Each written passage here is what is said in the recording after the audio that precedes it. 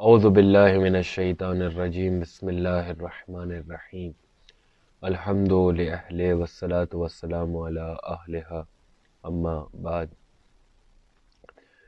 تمام دوستوں کو سلام عرض کرتا ہوں اور آج کے اس 19ویں روز میں 19ویں درس میں خوش آمدید عرض کرتا ہوں۔ خداوند متعال آپ کی عبادات اور طاعت کو اپنی بارگاہ میں قبول فرمائے۔ جیسا کہ میں نے عرض کیا تھا کہ آج کے دن 19 رمضان مجھے کچھ ہی دیر صحیح لیکن امیر المومنین حضرت علی ابن ابی طالب علیہ السلام پر تھوڑی سی گفتگو کرنی ہوگی اور میں کروں گا، کیونکہ حضرت ختیجہ سلام اللہ علیہا کی وفات کی تاریخ پہ ہم نے حضرت ختیجہ پہ گفتگو کی، اس کے بعد حضرت امام حسن مجتبیٰ علیہ السلام کی آمد پر حضرت پر گفتگو ہوئی، تو یہ انصاف نہیں ہے کہ ہم امیر المومنین کی شہادت کے ایام میں امیر المومنین پہ گفتگو نہ کریں، لہٰذا کچھ ہی دیر لیکن میں امیر المومنین کی ہستی پر اور ذات اقدس پر گفتگو کرنا چاہوں گا۔ پیغمبر کی حدیث روز روشن کی طرح واضح ہے کہ پیغمبر نے فرمایا کہ علی کا حق اس امت پر ویسے ہی ہے جیسے ایک باپ کا حق اس کی اولاد پر ہوتا ہے۔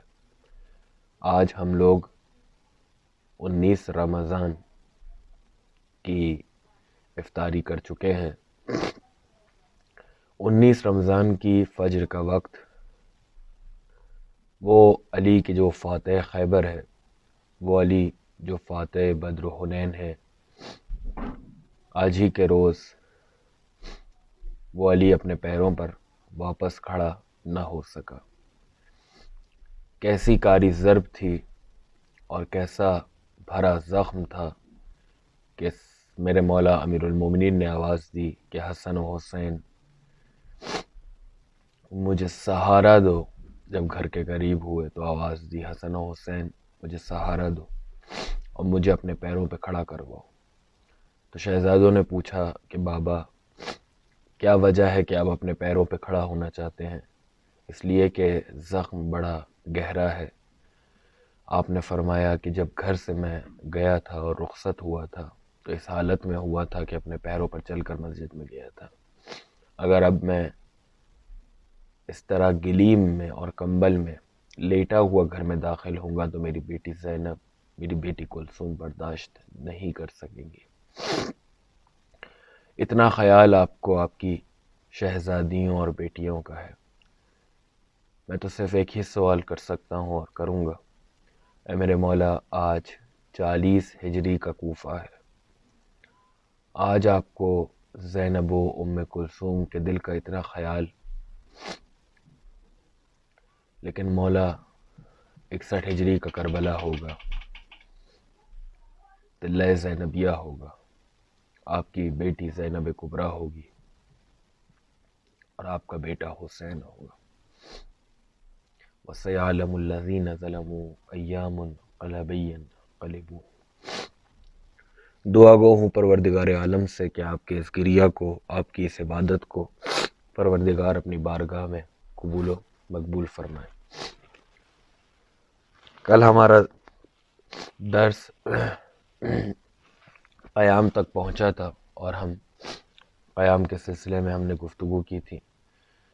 آج ہمیں جس عنوان پر بات کرنی ہے وہ مبطلات نماز ہے۔ وہ چیزیں جو نماز میں باطل ہیں وہ کتنی ہیں اور ان کی تعداد کیا کیا ہے۔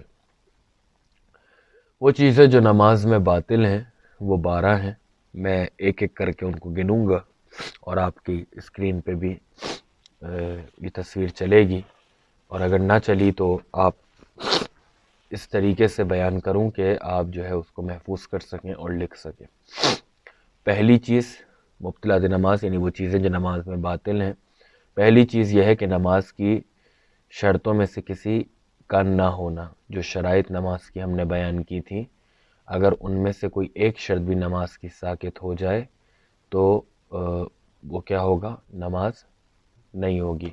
مثلا نمازی کے لباس کی شرائط بیان کی تھیں، مکان نمازی کی شرائط بیان کی تھیں. یہ تمام چیزیں واجبات نماز اور مختلف چیزیں جو ہم نے بیان کی تھیں. تو مبطلات نماز میں سے جو چیزیں نماز میں باطل ہیں وہ 12 ہیں. پہلی چیز نماز کی شرطوں میں سے کسی کا نہ ہونا. دوسری چیز وضو یا غسل کا باطل ہو جانا. مثلا انسان جو ہے وہ سو گیا، حالت خواب میں ہے، یا ریح کی وجہ سے یا کسی کی بھی وجہ سے وضو یا غسل جو ہے وہ کیا ہو گیا، باطل ہو گیا، تو یہ مبطلات نماز میں شامل ہوتا ہے. تیسری چیز ہاتھ کا باندھنا. ہاتھ اگر باندھا جائے نماز میں تو نماز باطل ہے شیعہ اثنا عشری کے نزدیک. چوتھی چیز سورہ حمد کے بعد آمین کہنا. یہ بھی شیعہ اثنا عشری کے نزدیک مبطلات نماز میں سے اور نماز کو باطل کر دینے والی چیزوں میں. پانچویں چیز قبلے سے مڑ جانا، یعنی اپنے پورے چہرے کو اور اپنے پورے جسم کو قبلے سے ہٹا دینا، قبلے سے مڑ جانا. چھٹی چیز جو مبطلات نماز میں شمار ہوتی ہے وہ بات کرنا ہے، یعنی گفتگو کرنا. ساتویں چیز ہنسنا ہے. آٹھویں چیز رونا ہے. ہنسنا، البتہ ہنسنے سے مراد ہنسنا ہے نہ کہ مسکراہٹ، یعنی اگر انسان صرف ہلکا سا مسکرائے تو اس سے نماز باطل نہیں ہوتی. ہنسنا بے ان معنی کہ آپ اس قدر مسکرائیں کہ دیکھنے والا کہے کہ یہ ہنس رہا ہے، اس وقت نماز باطل ہے. یعنی یہ عرف پہ ڈیپینڈ کرتا ہے، عوام پہ، کہ وہ انسان جو آپ کو نماز پڑھتے ہوئے دیکھ رہا ہے وہ یہ کہے کہ یہ ہنس رہا ہے، تو آپ کی نماز کیا ہوگی، اس صورت میں باطل ہو جائے گی. آٹھویں چیز ہے رونا، کہ مثلا آپ نماز میں روئیں اور دوسرا آدمی یہ کہے کہ آپ جو ہے وہ رو رہے ہیں، تو نماز باطل ہے. نویں چیز جو ہے کوئی ایسا کام جس سے نماز کی صورت بگڑ جائے. مثال کے طور پہ آپ کسی اور چیز میں مصروف ہو جائیں، یا جیب سے کوئی سامان نکال رہے ہیں تو نکالے جا رہے ہیں، مصروف ہو جائیں. یعنی کوئی بھی ایسا کام جس سے نماز کی صورت بگڑ جائے اور دوسرا آدمی جو آپ کو دیکھ رہا ہے وہ یہ کہے کہ یہ نماز نہیں پڑھ رہا بلکہ دوسرا کام انجام دے رہا ہے. 10ویں چیز کھانا اور پینا ہے نماز کے درمیان. ظاہر ہے اگر کوئی کھائے گا پیے گا تو نماز باطل ہے، مبطلات نماز میں سے.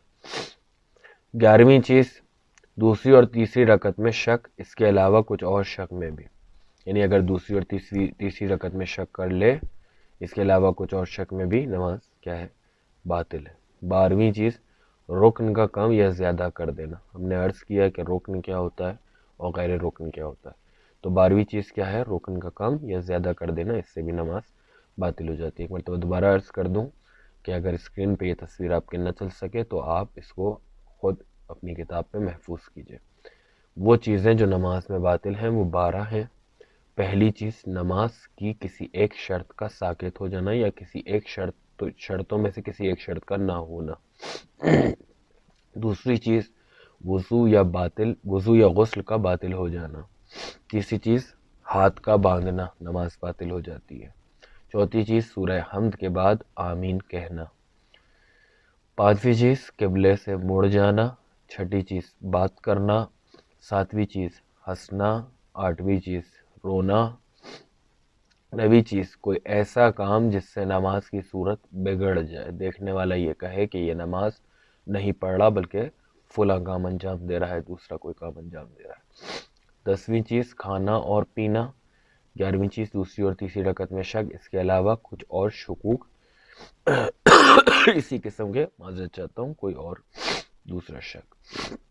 12ویں چیز رکن کا کم یا زیادہ کر دینا. یہ کیا ہے، یہ مبطلات نماز ہیں. کوئی ایک بھی اگر اس میں سے انجام دیا جائے تو اس سے نماز باطل ہو جاتی ہے. واجب نمازیں کون کون سی ہیں اور کتنی ہیں، یہ آپ کے علم میں محفوظ ہے، بس میں سری اور جلدی اس کو کہہ کر آگے بڑھ جاؤں گا. واجب نمازیں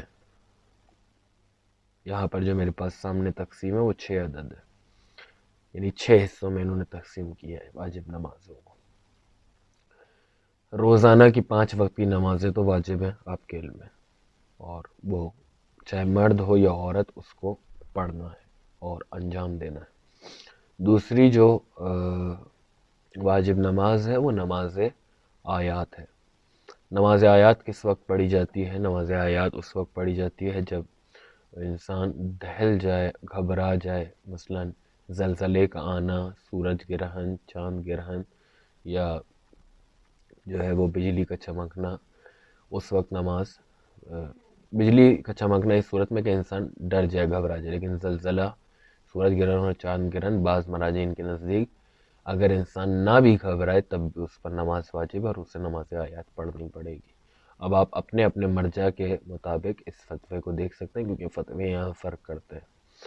تو نماز آیات اس وقت پڑھی جاتی ہے جب زلزلہ آئے، سورج گرہن یا چاند گرہن، یا کوئی ایسی چیز جس سے دل گھبرا جائے اور ڈر جائے، یعنی کوئی ایسا واقعہ ہو، بجلی چمکے اور اتنی بجلی چمک رہی ہو کہ آپ ڈر جائیں، تو اس وقت نماز آیات واجب ہو جاتی ہے، یعنی بے حد ترس، یعنی ڈر کے اس تک پہنچ جائے. واجب نمازیں پہلی جو قسم میں نے بیان کی وہ روزانہ کی 5 وقت کی نمازیں ہیں جو روزمرہ کی زندگی میں ہر انسان، مسلمان، بالغ، شعور، عاقل آدمی، شعور رکھنے والا، وہ اس پر 5 وقت کی نمازیں جو ہیں وہ واجب ہیں. دوسری نماز آیات ہے. نماز آیات 2 رکعت ہے اور اس کا طریقہ مفاتی اور مختلف کتابوں میں موجود ہے، اسے جا کر دیکھ لیجئے. یا تو آپ حمد کے بعد 5 کسی مختلف سوروں کو پڑھ لیجئے اور ہر سورہ کے بعد آپ کا رکوع ہے، یا پھر آپ کسی ایسی سورہ کو کہ جس میں 5 آیتیں ہیں اس کو پڑھ لیجئے اور پھر آپ رکوع میں چلے جائیے. بسم اللہ جو ہے وہ آیت میں سے شمار ہوگا. اس کی تفصیل آپ جا کر کتابوں میں دیکھ سکتے ہیں. تیسری جو واجب نماز ہے وہ حج کے طواف کی نماز ہے، یعنی جب حاجی طواف کے لیے جائے گا تو حج کے طواف کی جو نماز ہے وہ واجب ہے اور واجب نمازوں میں سے ہے، تو اس کو انجام دینا پڑے گا اسے. قسم، نذر اور اجارے کی نماز ہے. اگر کوئی قسم کھاتا ہے، نذر کرتا ہے یا اجارے کی نمازیں لیتا ہے، مثلا کسی سے پیسے لیے ہوئے ہیں کہ میں فلاں مرحوم کی نماز پڑھوں گا، تو اس پر وہ نمازیں واجب ہیں اور جب تک وہ نمازیں نہیں پڑھے گا تب تک وہ فارغ نہیں ہو سکتا. خلاصہ قسم، اگر قسم کھاتا ہے، یا نذر اور اجارے، ان کی نمازیں واجب ہیں اور اسے انجام دینی ہوگی. 5ویں جو قسم ہے واجب نمازوں میں سے وہ نماز میت ہے. میں نے عرض کیا نماز میت واجب کفائی نمازوں میں سے آتی ہے کہ اگر چند افراد نے نماز میت کو انجام دیا، اور یہ تقسیم میں نے جب کی تھی واجب کی، اس کو واجب کفائی عرض کیا تھا اگر آپ کے ذہنوں میں ہو، تو واجب کفائی میں سے ہے نماز میت کہ اگر 2 آدمی یا 1 آدمی یا چند آدمی نماز میت کو انجام دے دیں، پڑھ لیں کسی کی مرحوم کی میت کی نماز، تو باقی جو لوگ ہیں ان پر سے نماز میت اٹھ جائے گی، ساقط ہو جائے گی. لیکن اگر کوئی 1 آدمی بھی نماز میت پڑھنے کے لیے موجود نہیں ہے تو عذاب سب کے گردن پر ہے اور سب کی گردن پر پھر واجب ہے کہ نماز میت کو پڑھے. خوب. 6ٹھی اور آخری قسم جو یہاں بیان ہے وہ بڑے بیٹے پر باپ کی قضا نماز ہے. مثلا خود میں اپنے گھر کا سب سے بڑا بیٹا ہوں مثال کے طور پہ، اور میرے والد خدا نے محفوظ رکھے اور آپ کے والدین کو بھی سلامت رکھے، اگر خدا نہ کرے کسی کے والد کا انتقال ہوتا ہے اور ان کی کوئی قضا نمازیں ہیں، تو جو بڑا بیٹا ہے اس پر اپنے باپ کی قضا نمازیں واجب ہے اور اسے انجام دینی ہوں گی. یا پھر وہ اگر پیسے والا ہے اور استعداد رکھتا ہے، استعداد مالی، تو وہ کیا کرے، کسی کو اجارہ کر لے، یعنی میں ایک آدمی کو ہائر کروں، بندہ مومن کو کہ جو نمازی پرہیزگار ہے، اس کو پیسے دوں اور کہوں کہ میرے باپ کی مثلا 2 سال کی نمازیں کیا ہے قضا کے طور پہ تم بجا لاؤ. تو اس طریقے سے بھی میں اپنے باپ کی قضا نمازیں کیا کر سکتا ہوں، دوسرے آدمی سے پڑھوا سکتا ہوں اور وہ میری نیابت میں، یعنی میرے باپ کی نیابت میں عرض کر سکتا ہے. خوب. ہم نے آج کے درس میں مبطلات نماز جو 12 ہیں ان کو عرض کیا اور واجب نمازوں کو بھی عرض کیا کہ واجب نمازیں 6 قسمیں میرے سامنے ہیں. اگر تصویر نہیں بھی چلی تو میں نے دوسری مرتبہ بھی ریپیٹ کر رہا ہوں تاکہ جلدی جلدی آپ لکھ سکیں. روزانہ کی 5 وقت کی نمازیں پہلی قسم ہے. دوسری نماز آیات ہے، عرض کی نماز آیات کب واجب ہوتی ہے. اس کے بعد حج کے طواف کی نماز ہے. چوتھی قسم جو یہاں ذکر ہوئی ہے قسم، نذر اور اجارے کی نماز ہے. 5ویں نماز میت ہے اور اس کے بعد 6ٹھی بڑے بیٹے پر باپ کی قضا نماز ہے. والسلام علیکم ورحمۃ اللہ وبرکاتہ.